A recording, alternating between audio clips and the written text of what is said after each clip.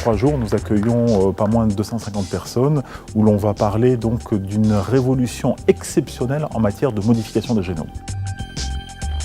Les applications sont énormes. On peut modifier des cellules de bactéries, des cellules de plantes, d'insectes, d'animaux et bien sûr humains. Et donc derrière, ce sont des applications en santé, en agronomie, en agro-industrie, en biotechnologie.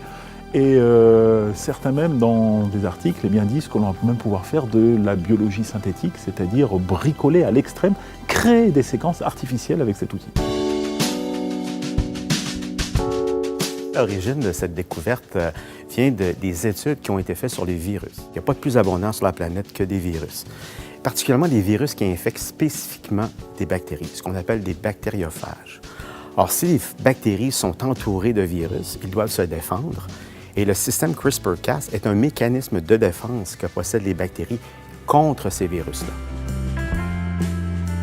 On vient de découvrir un outil qui va permettre donc de bricoler de l'ADN et qui est aussi le fruit d'une grande histoire d'amour entre des bactéries et des virus de bactéries. La technologie CRISPR-Cas9 pour l'édition de génome repose sur 2 composantes.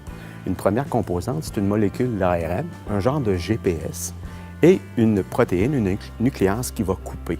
Donc, on introduit dans une cellule notre GPS couplé à nos ciseaux nucléaires ou moléculaires, et on peut aller couper de manière très précise un génome. Pour donner une image, l'ADN humain, c'est 3,2 milliards de lettres, plusieurs dizaines d'encyclopédies, et aller rechercher dans cette compilation de dizaines d'encyclopédies une petite virgule ou une petite lettre que vous allez modifier. Une fois que le génome est coupé, la cellule doit réparer cette coupure-là, sinon elle va mourir. Donc, elle possède des systèmes de réparation, mais on peut également la forcer en lui introduisant un gène, en modifiant un gène, et ainsi créer un génome qui va avoir été modifié. Dès lors que l'on touche les organismes vivants, ce bricolage génétique eh bien, va susciter des intérêts. D'abord des enjeux économiques, forcément, puisqu'on sait que dans l'économie, tout le bricolage du vivant est à très forte valeur ajoutée financière. Ensuite, derrière, il va y avoir donc des questions éthiques, bioéthiques, déontologiques, et toutes ces questions, il faut se les poser.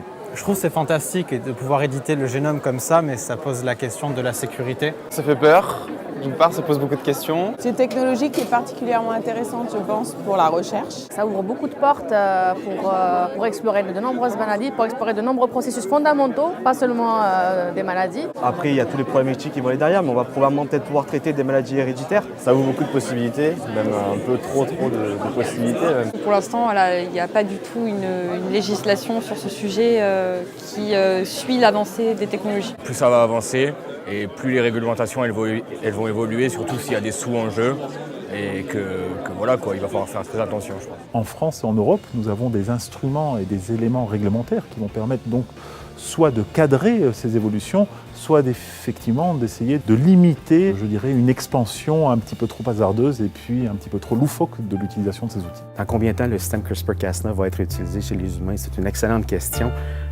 qui est très difficile à chiffrer en termes d'années. Par contre, le domaine va tellement vite. On fait des choses aujourd'hui que j'aurais jamais pensé qu'on aurait pu faire il y a 5 ans, alors on verra.